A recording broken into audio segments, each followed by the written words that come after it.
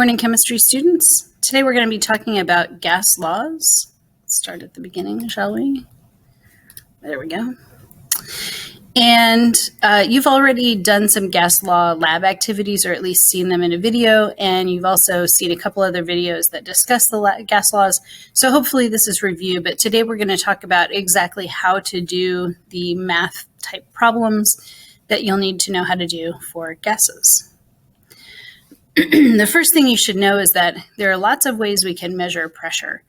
Pressure is force per unit area, but there are lots of different units that have been developed over time. And for a lot of calculations, it doesn't matter which unit you use as long as you're consistent. So each of these things are equivalent to each other. So 1 atmosphere, ATM, is equal to 1.01325 bars. And that's equal to 29.92 inches of mercury, which we abbreviate INHG, because mercury is Hg, right? And that's equal to 101.325 kilopascals, kPa, and that's equal to 760 millimeters of mercury, which we can also call torr, because it's named after Torricelli, who's the guy who developed the barometer, which we use to measure pressure. And it's equal to 14.70 pounds per square inch. So we're going to do some practice problems converting pressures. And I should mention, you do not need to memorize these pressure units. They will be given to you on any test or quiz that you take, but it's a good idea to have them written in your notes. So go ahead and write them down in your notes. Pause and write these all down so that you know them. And then I'm going to show you how to do some practice problems. Okay, so in my practice problems, I had 3 practice problems on the PowerPoint. One of them said, how many millimeters of mercury is equal to 379.3 bars? And how many psi equals 563.2 inches of mercury? And how many torr are in 52.7 kilopascals? All of these problems are really simple. It's a 2-step factor label conversion, really easy. So always we're going to start with the number in the problem. So I'll do the first one here, 379.3 bar. And we put that over 1. And we multiply that, whoops, so that bar is on the bottom. And what we're looking for goes on the top, millimeters of mercury. And then we got to go back to our list of conversion factors that I just gave you in the PowerPoint. I'm going to have to look them up because I don't have them all memorized. And remember, we said they were each equivalent to each other. So for bar, we had 1.01325. And for millimeters of mercury, we had 760. So since bars cancels, we have millimeters of mercury left. We're going to multiply across the top and divide by what's on the bottom.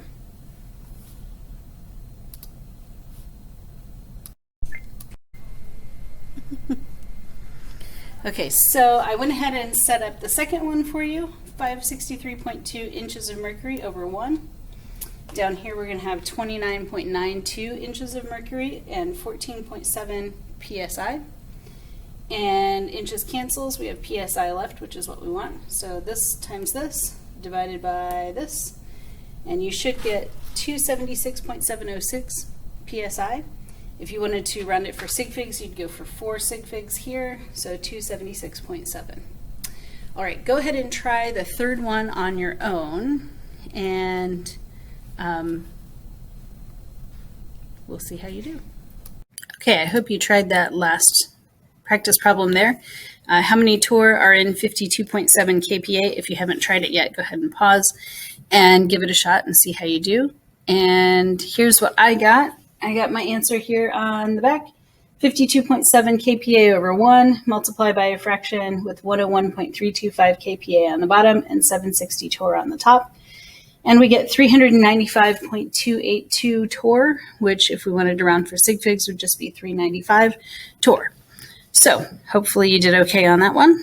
There will be problems on the next upcoming quizzes that relate to converting pressures. So When we are measuring pressures, what we're actually using is a barometer. A barometer is the device that measures pressures. And there's a few different ways that you can make barometers work, but the original kind looked like this. It was basically a test tube with a pan below it of mercury. And the mercury, and they would fill the test tube with mercury and then flip it upside down so that the mouth of the test tube was sitting in the pan of mercury. And air pressure pushing down on the pan of mercury would push enough mercury up that it would create a little bit of a vacuum here. There's no gas up in here. And that column of mercury is always going to be 29.92 inches. Now, that can vary a little bit depending on the weather.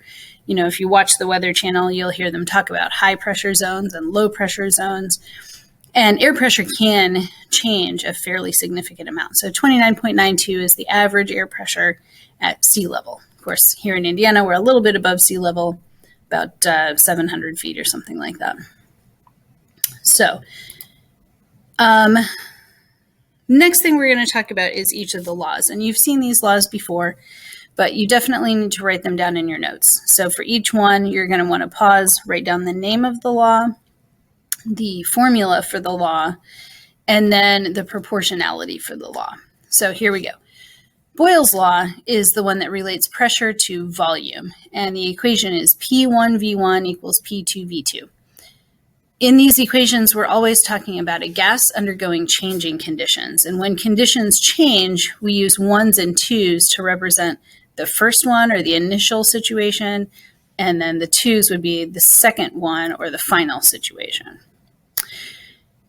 In this law, as long as your units are consistent, for example, both pressures are in atmospheres and both volumes are in liters or whatever, any units will work. So if you want to use torr for both pressures and milliliters for both volumes, that's fine. It'll work as long as they're the same. If you're given one pressure in, let's say, PSI and one pressure in kPa, then you have to convert one to the other so that they match. And it wouldn't matter which one you choose to convert. You just have to make sure that they have matching units. So this law only can apply when the number of moles of a gas is unchanged, so it's in a sealed container, so gas can't get in or out, and when the temperature is not changing. So an example of Boyle's law, and you saw this in the Gas Laws Lab video the other day, is if you have a syringe full of air and you compress the syringe. So I'm not changing the temperature, I'm not letting air in or out, but I am decreasing the volume as I compress that cylinder, and that changes the pressure. Volume and pressure are inversely proportional. You should probably write that down. And when you look at an equation where there's no fractions in it, that means they're inversely proportional. So volume and pressure are inversely proportional, which means if the volume goes up, the pressure goes down. Inverse means if one goes up, the other one goes up. So it could be this way or this way. So if the volume goes down when you compress the cylinder, the pressure goes up. Okay, so here's a practice problem. So a balloon has a volume of 3 liters at 2 atmospheres of pressure. At what pressure would it have a volume of 1 liter? Now, to solve these problems, what we're typically going to want to do is make a list of variables. What's our P1, what's our V1, what's our P2, and what's our V2? And one of those 4 variables in the equation is going to be an unknown. It's the thing we're solving for, so we're going to put an X for that. Let me show you how to do that. Okay, so that practice problem said the balloon has a volume of 3 liters. So V equals 3 liters. And when you're making your list of variables, you should write down the number and the unit. At 2 atmospheres of pressure, and those two are linked together. And at what pressure would the volume be 1 liter? So then we want to know at what pressure, we don't know this, would the volume be 1 liter? Well, these two go together and these two go together. So this is our starting V1 and P1, and this is our ending P2 and V2. And the other question you might ask is, if P2 is our unknown, what are the units going to be for that? Well, remember, if our volume units match, liters and liters, they do, then whatever unit we have here is the unit we're going to have here. So our answer is going to be atmospheres. So then we're going to go back and look at that equation. And that equation says P1 V1 equals P2 V2. P1 V1 equals P2 V2. So now we're going to plug in the numbers. And in the equation part, I would recommend leaving the units out because they can kind of get in the way sometimes. So P1 is 2. V1 is 1. Don't forget, if you have two variables next to each other, it means you're going to multiply. And that's equal to P2, we don't know, times V2, that's 1. Whoops, I wrote this down wrong. P1, V1, V1 is not 1. V1 is 3. So P1, 2, V1, 3, P2, we don't know, V1 is X. No, sorry, P2 we don't know, so that's X. V1 is 1. V2 is 1. Wow, maybe I should redo this part. So now we're just going to solve the algebra, and this isn't too bad. 2 times 3 is 6, and that is equal to 1 times X, that's X. So our answer is 6. And our units, of course, you've got to have units on the end. Our units will be atmospheres. And that's how you do a Boyle's Law problem. Okay, so we did a Boyle's Law problem, and hopefully that makes sense for you. Now we're going to, there's our answer. Okay, now we're going to talk about Charles' Law. Charles' Law is a little bit different. You'll notice there's fractions in this one, so that tells you a little bit about its proportionality. Charles' Law relates volume to temperature. V1 over T1 equals V2 over T2. Definitely write that formula down. In this one, you don't just have to have matching units, you have to have temperature units that are in Kelvin. Any volume units work as long as they're consistent. So you can have liters and liters or milliliters and milliliters, that's fine. But temperature has to be in Kelvin. Sometimes you'll be given a temperature in Celsius and you have to convert to Kelvin.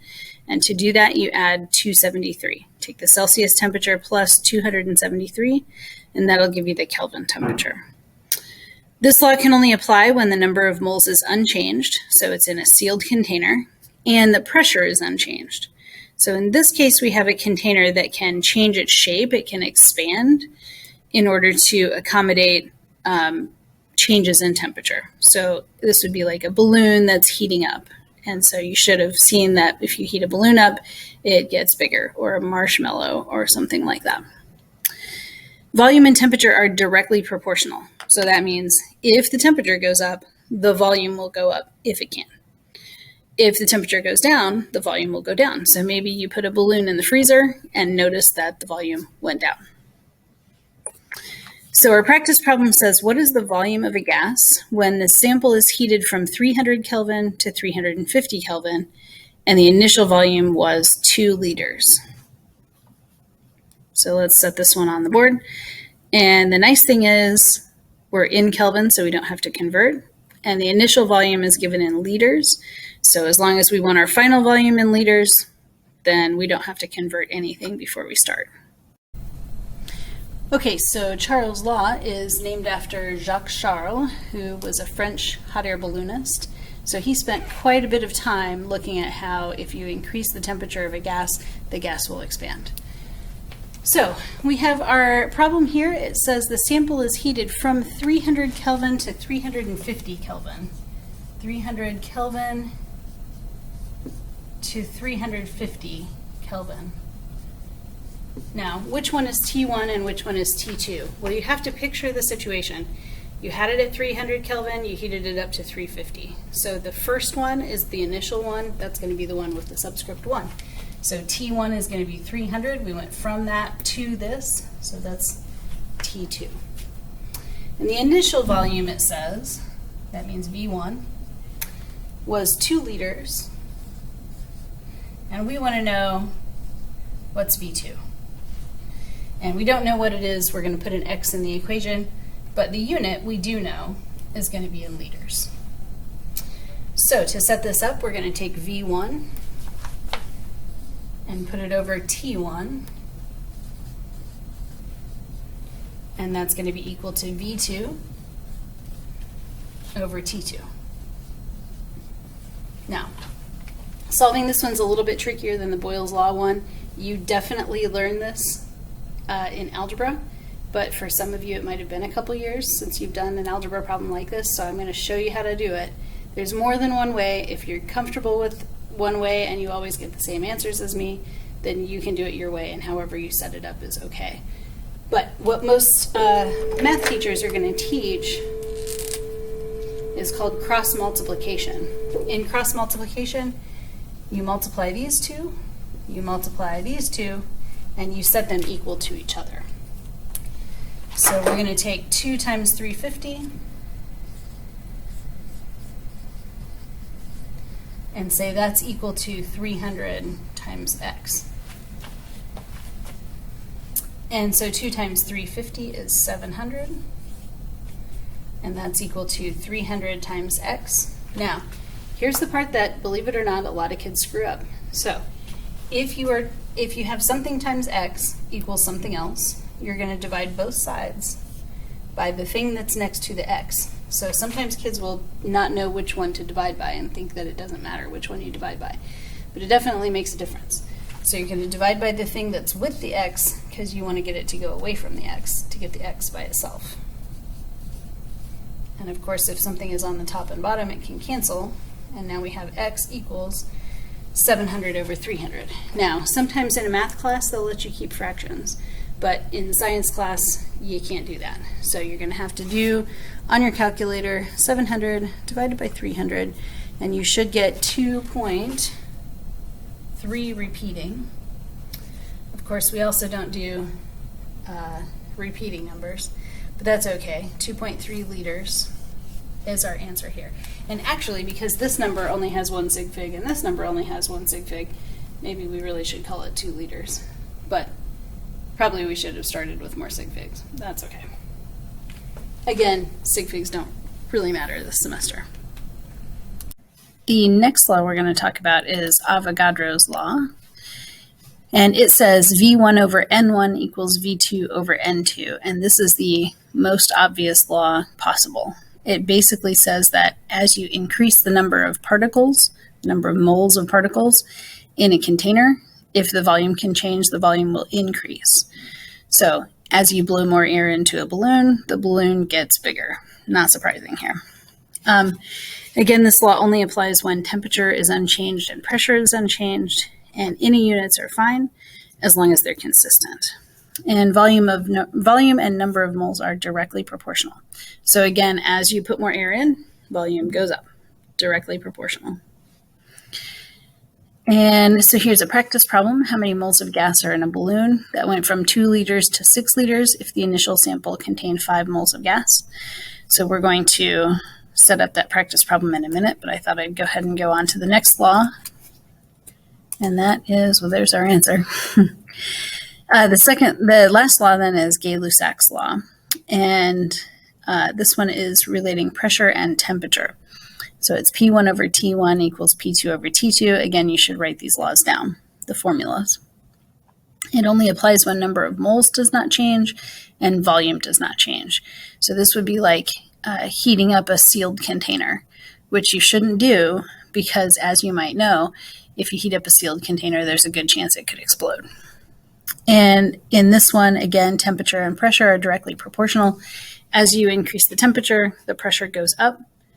And if you're doing this with a sealed container, it could explode. And we're going to try this practice problem. Oh, I don't have a practice problem for that one. So, okay, we'll stop there and do the practice problem for Avogadro's law. So the practice problem we had for Avogadro's law said how many moles of gas are in a balloon that went from 2 liters to 6 liters if the initial sample contained 5 moles of gas. So the initial sample contains 5 moles of gas. So that's N1 equals 5 moles. And the volume of gas went from 2 liters to 6 liters.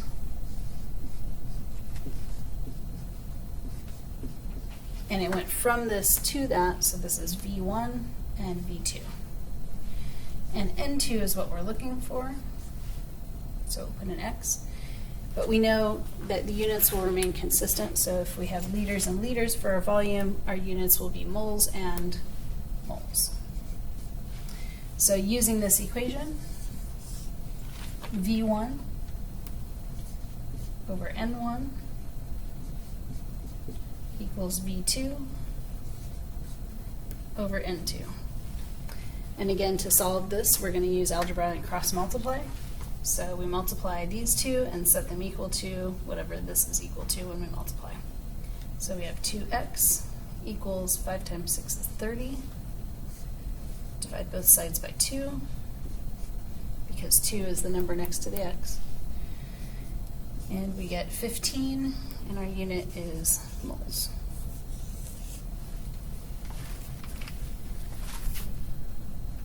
Okay, so we can put all of those four gas laws together, and we get what we call the combined gas law.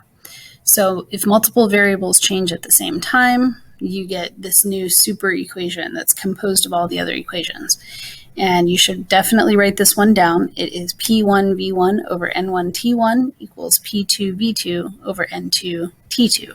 You don't have to memorize that equation. It's going to be on any test that you take or any quiz. And you should have it in your notes, and then you can use your notes on the quizzes. There's one other thing you need to know, and this you need to write down and memorize, and that is standard temperature and pressure. Because working with gases, so many variables are important, we've decided to standardize some things. So anytime we say standard temperature and pressure, or sometimes we'll abbreviate it STP, we're talking about a temperature of 273 degrees Kelvin. Well, Kelvin doesn't use degrees, 273 Kelvin. Technically, it should be 273.15, but if you use 273, that's okay. That's equivalent to 0 degrees Celsius, but since we're doing gas laws and we have to use Kelvin anyway, 273 or 273.15 is what you should memorize for the standard temperature. And the standard pressure is 1 atmosphere. So anytime a question says that a gas is at STP, then you can write down the temperature as 273 and the pressure is 1 atmosphere. So we're going to do this practice problem and see how this goes here. Let me move my picture. So a gas has the following conditions. It starts at STP and 1 mole and 22.4 liters. It then heats up to 303 Kelvin. The volume is decreased to 18 liters, and the number of moles doesn't change. What's the new pressure? So with this kind of question, what I recommend you do, because there's a lot of numbers in the question, is make a table of starting conditions and final conditions, and then put down each of the variables. So here we go. Starting conditions are STP, 1 mole, and 22.4 liters. STP means standard temperature and pressure. So what is the temperature at STP? The temperature is 273. Come on. There we go. 273 Kelvin. And what is the pressure? 1 atmosphere. Remember, that's what I said you need to memorize. N is number of moles. The answer is here in the question, 1 mole here. And V is 22.4. And then it heats up to a new temperature of 303 Kelvin. So that goes here. The volume is decreased to 18 liters. That goes down here. Oops. We don't know the pressure. We do know the number of moles, though. We know that it doesn't change. So it was 1 mole, and now it's also 1 mole. And the new, the volume is here, 18.0 liters. Okay. So now that we've got all of our variables written down, we can use that equation and plug everything in.